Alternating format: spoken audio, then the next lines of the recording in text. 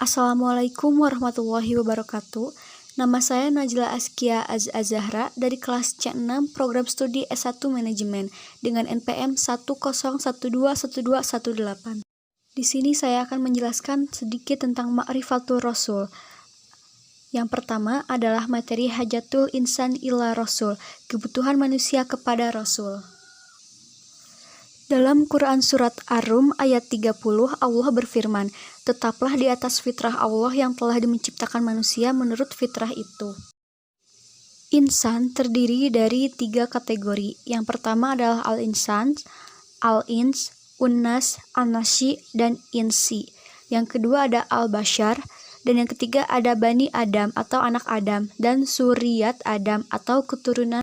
Selanjutnya, fitrah manusia yaitu Allah Subhanahu wa Ta'ala telah menanamkan fitrah Islam kepada manusia ke dalam setiap janin yang sudah ditiupkan ruh.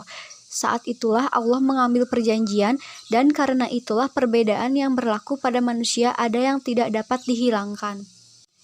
Fitrah yang ditanamkan oleh Allah tidak akan pernah hilang. Yang terjadi adalah tertutupi dengan kotoran-kotoran lain. Maka manusia pasti mengakui bahwa di balik alam semesta ada penciptanya.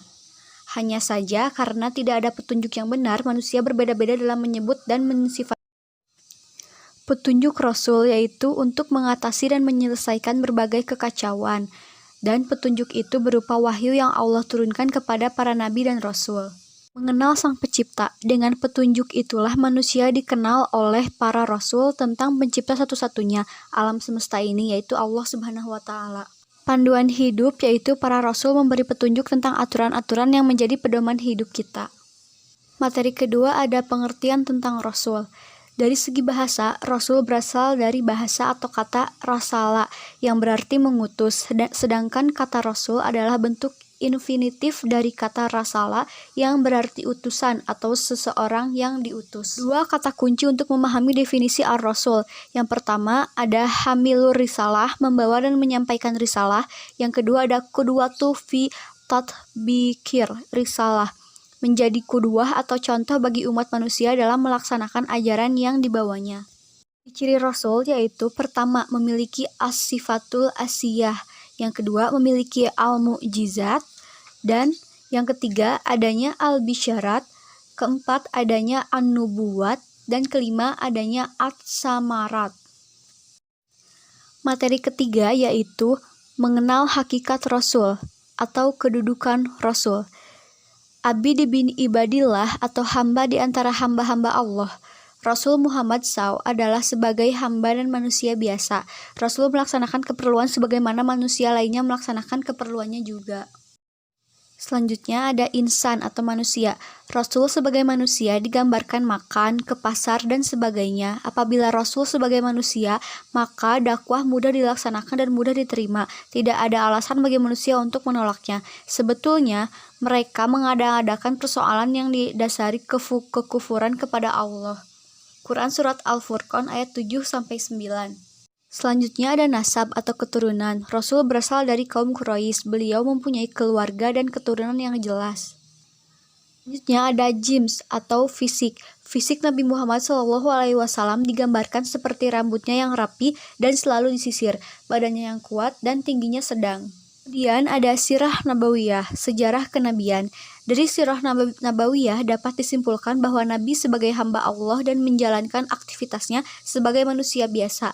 Quran Surat Yusuf ayat 111. Dan ada as-sunnah atau sunnah. Maksud sunnah Nabi adalah segala sesuatu yang disebutkan dan diamalkan. Sunnah Nabi bernilai syar'i dan perlu untuk mengikutinya.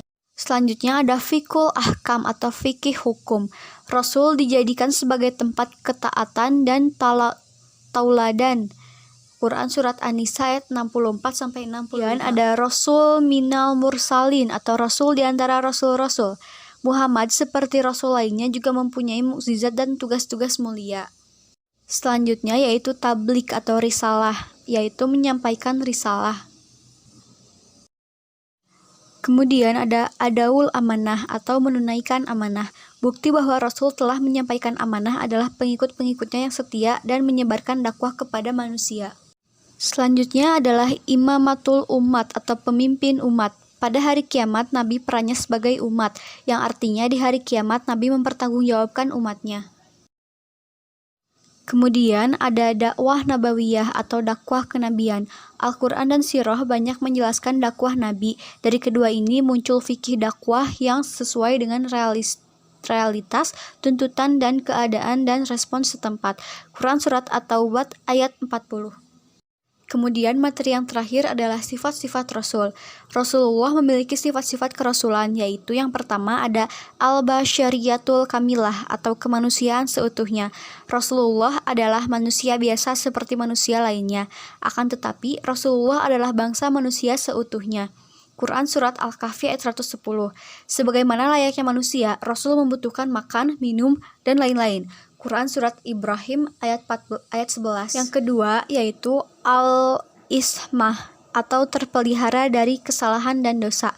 Karena memiliki sifat kemanusiaan, maka Rasulullah mungkin saja pernah berbuat salah atau keliru, tetapi kesalahannya itu akan segera diluruskan oleh Allah Subhanahu wa taala. Inilah yang disebut dengan ismah. Quran Surat At-Tahrim ayat 1. Yang ketiga ada as-sidqu atau jujur. Rasulullah tidak berdusta tentang apa yang diwahyukan kepadanya dari Allah Subhanahu wa taala. Quran Surat An-Najm ayat 3-4. Yang keempat ada al-fatanah atau cerdas. Dalam menjalankan tugasnya, Rasulullah dibekali oleh Allah sifat cerdas sehingga dapat menjelaskan wahyu Allah kepada seluruh umat manusia dengan sebaik-baiknya. Kemudian yang kelima ada al-amanah atau terpercaya. Yang keenam ada at-tablik atau menyampaikan risalah. Dan yang ketujuh adalah al-iltizamul kamil atau komitmen yang sempurna terhadap kebenaran. Beliau tidak pernah bergeser sedikit pun dari kebenaran. Beliau senantiasa berkomitmen kepadanya dari segala sisinya. Sekian yang bisa saya sampaikan. Mohon maaf bila ada banyak kekurangan. Wassalamualaikum warahmatullahi wabarakatuh. Terima kasih.